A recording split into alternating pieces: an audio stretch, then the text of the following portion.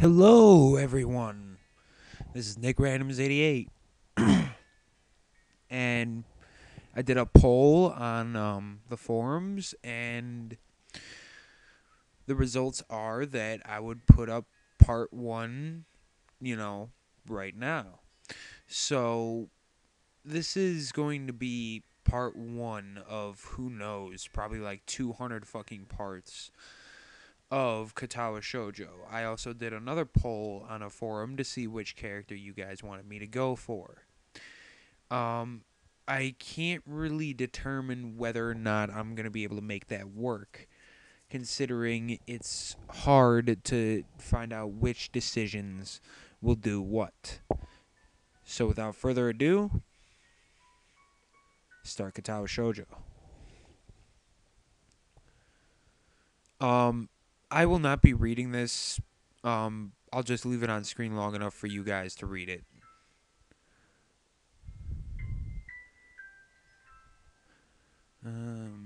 You know what? I ought as well read it. It's a popular tree for couples in the summer. The decadus trees provide a beautiful green canopy far out of sight of teachers and fellow students. But now, in late winter, it feels like I'm standing in a pile of kindling. I breathe into my cupped hands and rub them together furiously to prevent them from numbing in this cold. Just how long am I expected to wait here, anyway? I'm sure the note said 4 p.m. Ah, yes, the note. Slipped between the pages of my math book while I wasn't looking. As far as cliches go, I'm more of a fan of the letter in the locker, but at least this way shows a bit of initiative. As I ponder the meaning of the note, the snowfall gradually thickens. The snowflakes silently falling from the white painted sky are the only sign of time passing in this stagnant world. Their slow descent upon the frozen forest makes it seem like time has slowed to a crawl. The rustling of dry snow underfoot startles me, interrupting the quiet mood someone is approaching me from behind. Lol. Nah, I'm joking. I never knew how to pronounce this dude's name, so if I fuck it up, don't blame me. Um, Hisao, you came. It's not sexual at all. Ah, get out of here. There is no high CPU usage. Um, a hesitating, barely audible question. However, I recognize the owner of that dainty voice instantly. 1 second, I need to pause for 1 second. However, I recognize the owner of that dainty voice instantly. I don't know if I read that correctly because it's been like 5 minutes. Feel my heart skip a beat. It's a voice I listened to hundreds of times, but never as more than an eavesdropper to a conversation. Turn to face this voice, the voice of my dreams, and my heart begins to race. There's our main character, people. Hisao Nakai, I think. Yeah, that's his name. I thought Nakai was somebody else. I could never pronounce this chick's name ever either. It's just like Iwanako. Got a note telling me to wait here. It was yours? Damn it. I spent all afternoon trying to come up with a good line and that was the best and that was the result. Pathetic. Yes, I asked a friend to give you that note. So glad you got it. A shy, joyous smile that makes me so tense I couldn't move a single muscle even if I tried.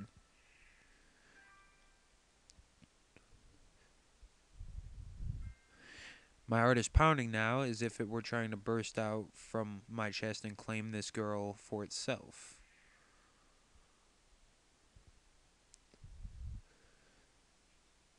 So, here we are, out in the cold. Once again, the wind stirs up the branches. The cacophonous noise is music to my ears. Amanako flinches ever so softly against the gust of the wind. She's wearing fucking a skirt in winter. Who the fuck? Logic cannot question logic at the moment. As it passes, she rights herself, and as if supported by some new confidence. Her eyes lock with mine, and she lazily twirls her long dark hair around her finger. All the while, the anxious beating of my heart grows louder. They're building up. They're building up the protagonist's predicament. My throat is tight. Lol. Nah. I doubt I could even force a word out if I tried. You see, wanted to know if you'd go out with me. I stand there, motionless, save for my pounding heart. I want to say something in reply, but my vocal cords feel like they have been stretched beyond the breaking point. Hisao? I reach up to try and massage my throat, but this only sends spikes of blinding pain along my arms. Hisao! My whole body freezes, save for my eyes, which shoot open in terror. It's gonna be hard for me to be serious during this, considering that I've already read every single line for every single story. Although there are some that I'll probably forget. Guaranteed. Capital Hisao! The beating in my chest suddenly stops and I go weak at the knees. The world around me, the canopy of bare branches, the dull winter sky, Awanako running towards me, all these fade to black. Last things I remember before slipping away are the sounds of Iwanako screaming for help and the incessant clatter of the branches above.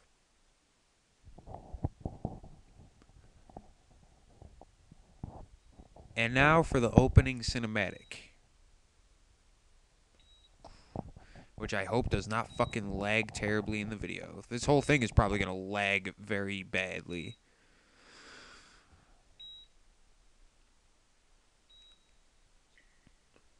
Inspiration.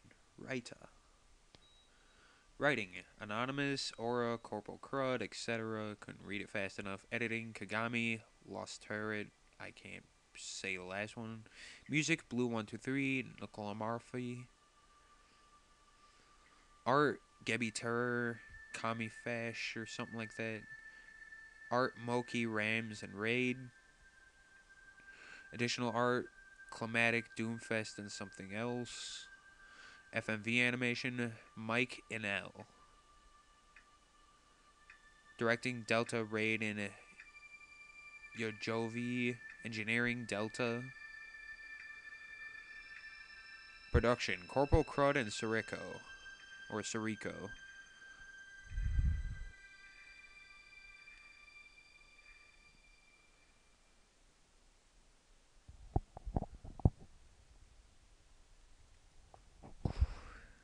It's been 4 months since my heart attack.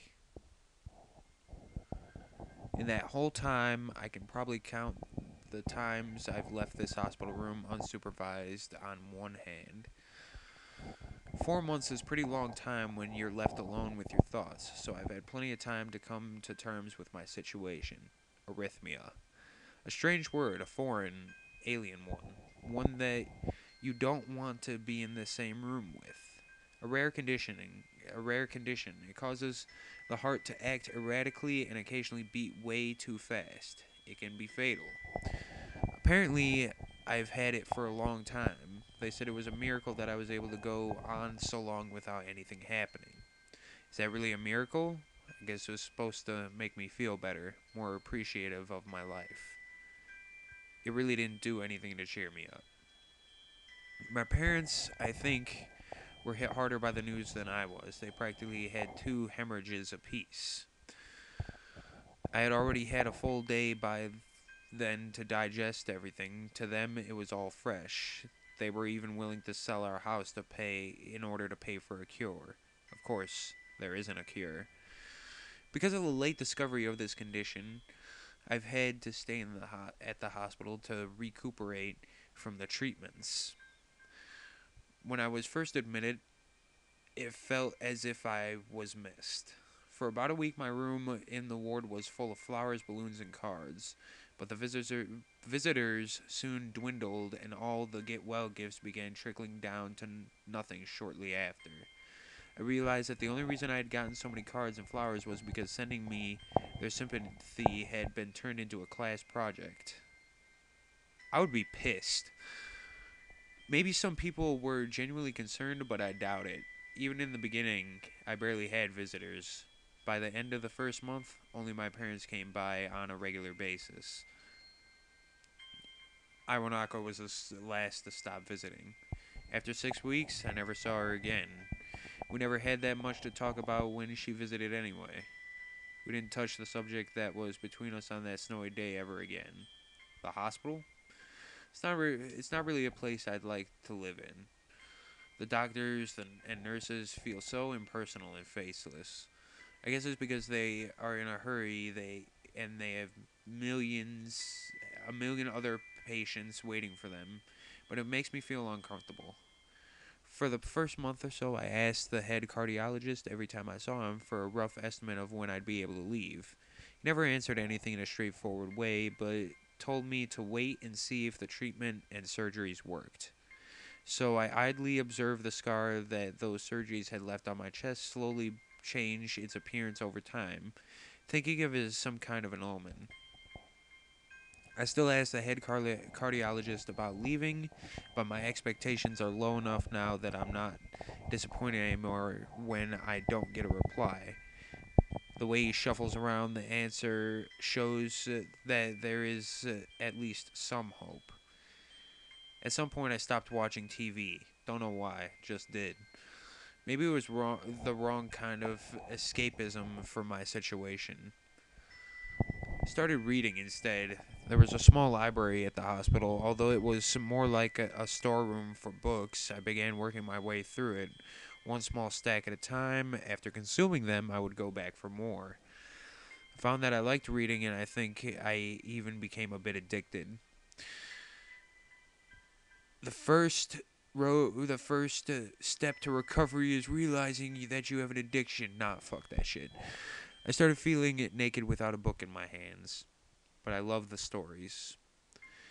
That was what my life was like. The days become increasingly harder to distinguish from each other, differing only by the book I was reading and the weather outside. It felt like time blurred into some kind of gooey mass I was trapped inside, instead of moving within. A week could go by without me really noticing it. Sometimes I'd pause in realization that I didn't know what day of the week it was.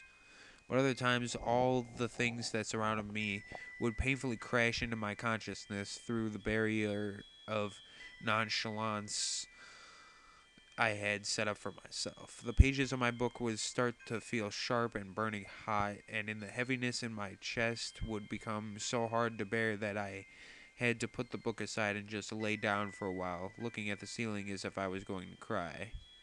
But that happened only rarely, and I couldn't even cry.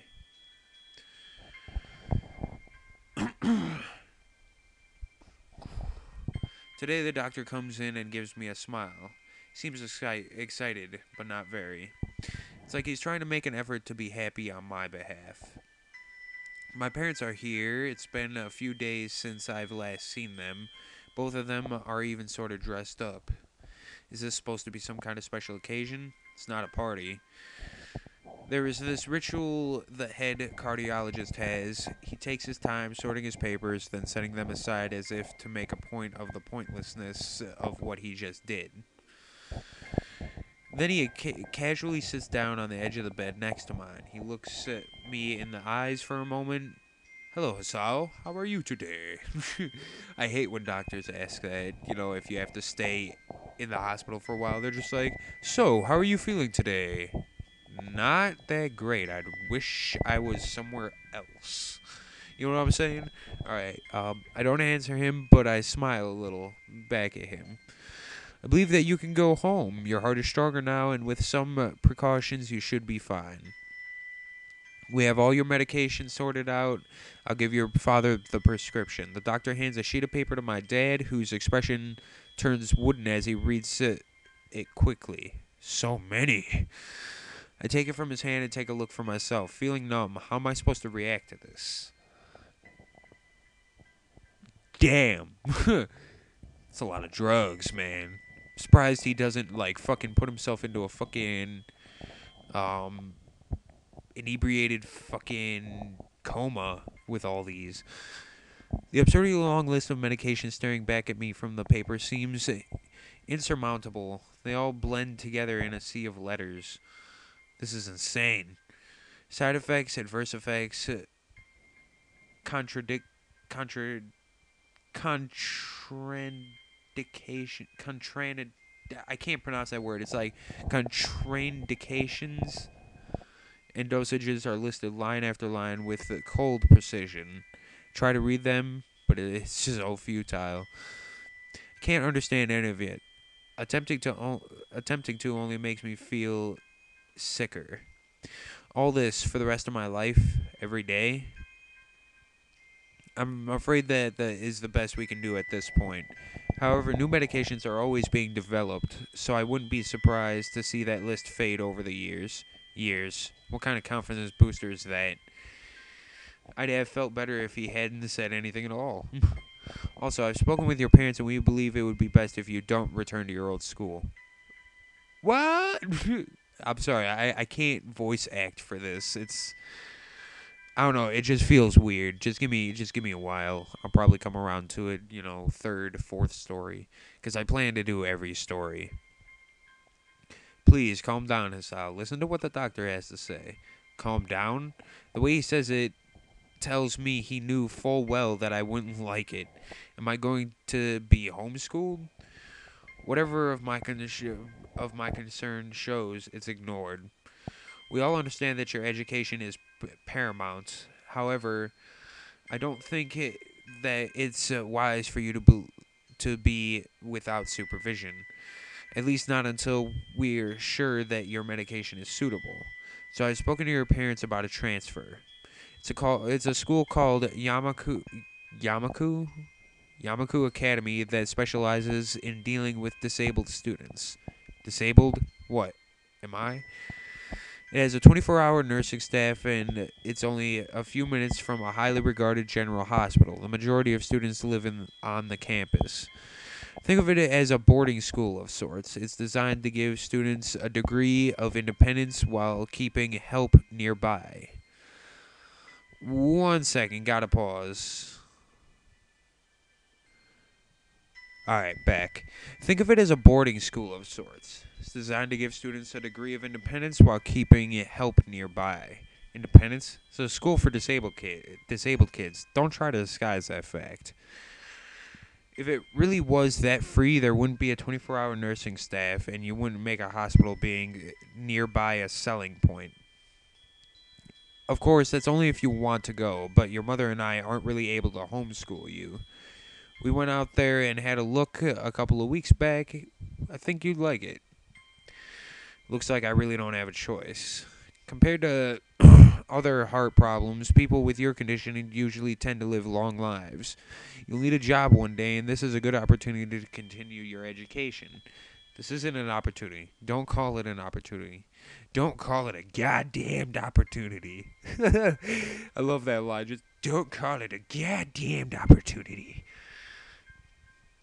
Well, you should be excited at the chance to go back to school. I remember you wanted to return to school, and while it's not the same one, a special school, that's an insult. That is what I want to say. It's a step down. It's not what you think. All the students there are pretty active in their own sort of way.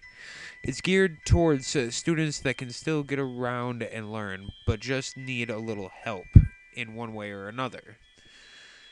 Your father's right, and many of the graduates of the school have gone to do amazing things. A person doesn't have to be held back by their disability. One of my colleagues in another hospital is a graduate. I don't care. A person doesn't have to be held back by their disability. That's what a disability is. I never really understood that line, but you know what? I'll try to pretend that I understand it. Yeah, I know what that means. I really hate that something so important was decided for me, but what can I do about it? A normal life is out of the question now. It's funny. I'd always thought my life was actually kind of boring, but now I miss it. I want to protest. I want to blame this lack of reaction on shock or fatigue. I could easily yell out something now, about how I can go back to school anyway. But no, I don't say anything. The fact is that I know now it's futile. I look around the room, feeling very tired of all of this. The hospital, doctors, my condition, everything. I don't see anything that would make me feel any different. There really isn't a choice, I know this, but the thought of going to a disabled school, what are those even like? As much as I try to put a positive spin on this, it's very difficult. But let me try. Clean slate isn't a bad thing.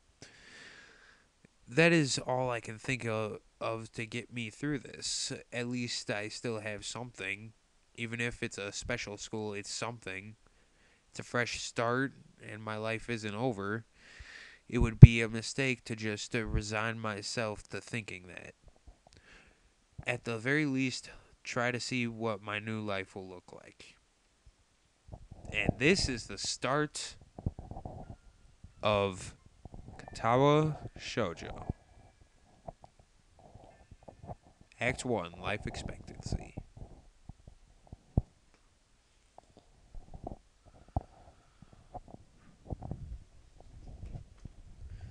Okay, guys, this is where I'm gonna stop because I want to keep a good tab on things. So I'm gonna stop this now. See you guys on part 2.